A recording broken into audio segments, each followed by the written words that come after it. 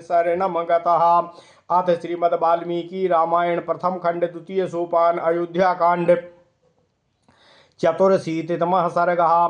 निषाद राज गोह का अपने बंधुओं को नदी की रक्षा करते हुए युद्ध के लिए तैयार रहने का आदेश देना, भेंट की गई सामग्री ले भरत के पास जाना और उसे आतिथ्य स्वीकार करने के लिए अनुरोध करना। ओम नमः शिवाय, ओम नमः शिवाय, ओम नमः शिवाय। ओम नमो भगवते वासुदेवाय। ओम देवकी सुत गोविंद वासुदेव जगतपते देहि मे तनियम कृष्ण त्वाम अहम शरणं गतः।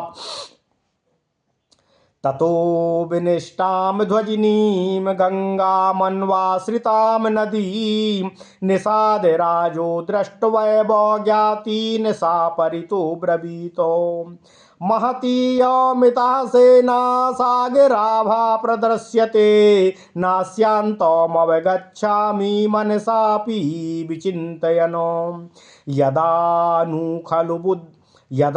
नु खलु दुर्बुद्धिर्भरतः स्वयमागतः सः एष हि महाकायः कोविदारध्वजो रथे। यदा नु खलु दुर्बुद्धिर्भरतः स्वयमागतः स एष हि महाकाया कोविदारध्वजो रथे। बन्धयिष्यति वा पाशैरथवास्मन् वधिष्यति अनुदास रथिम रामम पित्रा राज्याद् विवासितम् सम्पन्नाम श्रियमन्वीक्षस्तस्य राज्ञः सुदुर्लभाम भरता कैकेयी पुत्रो हन्तुं समधिगच्छति।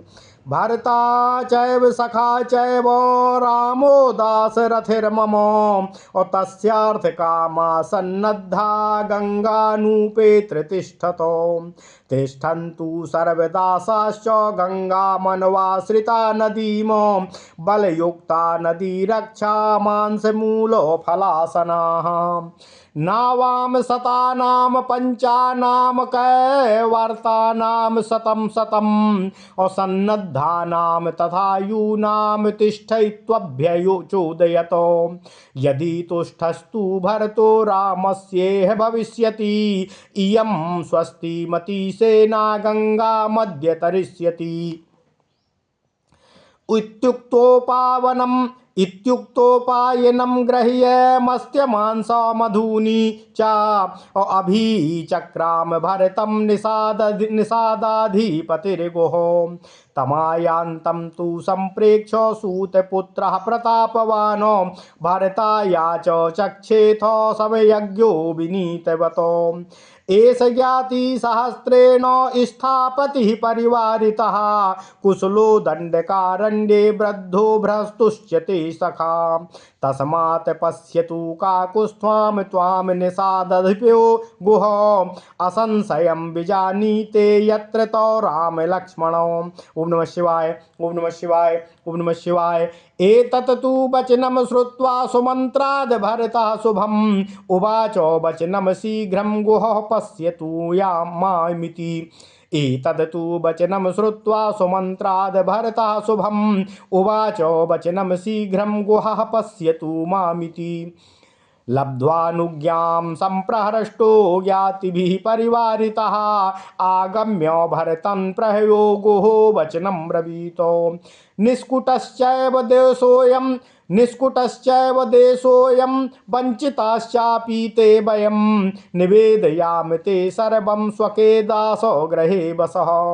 आस्ति मूलफलं चैतन्निषादय स्वयमार्जितम् आर्द्रं शुष्कं तथा मांसं वनं चोच्चावचं तथा।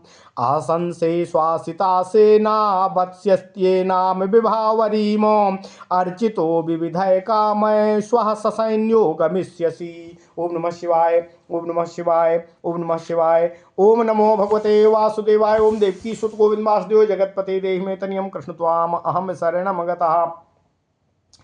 अथ श्रीमद् वाल्मीकि रामायण प्रथम खंड द्वितीय सोपान अयोध्या कांड चतुर्शीतितमः सर्गः। निषाद राज गोह का अपने बंधुओं को नदी की रक्षा करते हुए युद्ध के लिए तैयार रहने का आदेश दे भेंट की सामग्री ले भरत के पास जाना और उनसे आतिथ्य स्वीकार आतिथ्य स्वीकार करने के लिए अनुरोध करना। ओम नमः शिवाय, ओम नमः शिवाय। भगवान श्री राम को मनाने के लिए अयोध्या से वन के लिए निकले भरत जी जब श्रृंगबेरपुर में पहुँचे और उन्होंने वहाँ पड़ाव डाल दिया।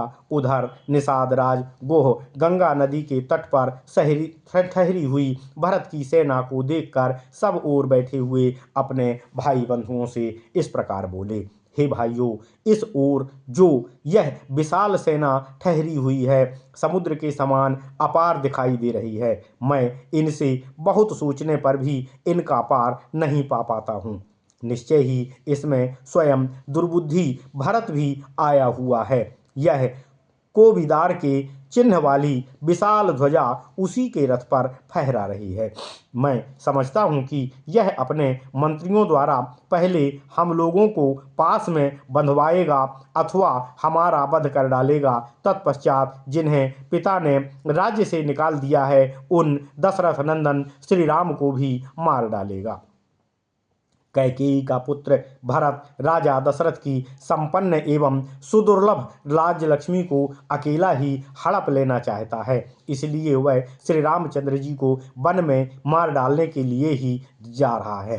परंतु दशरथ कुमार श्री राम मेरे स्वामी और मेरे परम सखा हैं, इसलिए उनके हित की कामना रखकर तुम लोग अस्त्र शस्त्रों से सुसज्जित हो यहाँ गंगा के तट पर उपस्थित रहो। सभी मल्लाह सेना के साथ नदी की रक्षा करते हुए गंगा के तट पर ही खड़े रहना और नाव पर रखे हुए फल मूल आदि का आहार करके ही आज की रात को आप लोग बितावें। हमारे पास 500 नावें हैं, उनमें से एक एक नाव पर मल्लाहों के 100 युवा युद्ध सामग्री से तैयार होकर बैठे रहें। इस प्रकार गोह ने सबको आदेश दिया। अपने सिर उसने फिर कहा कि यदि यहाँ भरत का भाव श्री राम के प्रति संतोषजनक होगा तभी उनकी यह सेना आज कुशल पूर्वक गंगा के पार जा सकेगी। यूँ कहकर निषाद राज गोह मत्स्यंडी अर्थात मिश्री फल के गूदे और मधु आदि भेंट की सामग्री लेकर भरत के पास गए। उसे आते देख समयोचित कर्तव्य को समझने वाले प्रतापी सूतपुत्र सुमंत्र ने विनीत की भांति भरत से कहा, हे काकुस्थ कुलभूषण, यह बूढ़ा निषाद राज गोह अपने सहस्त्रों भाई बंधुओं के साथ यहाँ निवास करता है। यह तुम्हारे बड़े भाई का परम सखा है। इसे दंडकारण्य के मार्ग की विशेष जानकारी है।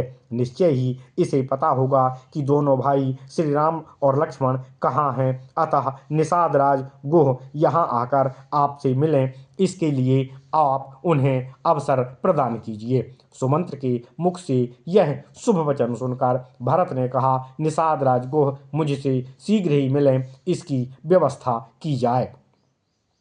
मिलने की अनुमति पाकर गोह अपने भाई बंधुओं के साथ वहां प्रसन्नतापूर्वक आया और भरत से मिलकर बड़ी नम्रता के साथ बोला, यह वन प्रदेश आपके लिए घर में लगे हुए बगीचे के समान है।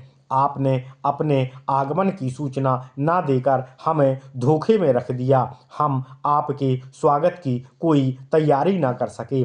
हमारे पास जो कुछ है वह सब आपकी सेवा में अर्पित है। यह निषादों का घर आपका ही घर है। यहाँ आप सुखपूर्वक निवास कर हमें कृतार्थ करने की कृपा करें। यह फल मूल आपकी सेवा में प्रस्तुत है। इसे निषाद लोग स्वयं तोड़कर लाए हुए हैं। इसमें से कुछ फल जो अभी हरे और ताजे हैं और कुछ सूख गए हैं। इनके साथ तैयार किया हुआ फल का गूदा भी उपस्थित है। इस सबसे सिवा नाना प्रकार के दूसरे दूसरे वन्य पदार्थ भी आपकी सेवा में उपस्थित हैं। कृपया इनको ग्रहण करें। हम आशा करते हैं कि यह सेना आज की रात यहीं ठहरेगी और हमारा दिया हुआ भोजन स्वीकार करेगी। नाना प्रकार की मनोवांछित वस्तुओं से आज हम सेना सहित आपका सत्कार करेंगे। फिर कल सवेरे आप अपने सैनिकों के साथ यहाँ से अन्यत्र के लिए प्रस्थान कीजिएगा।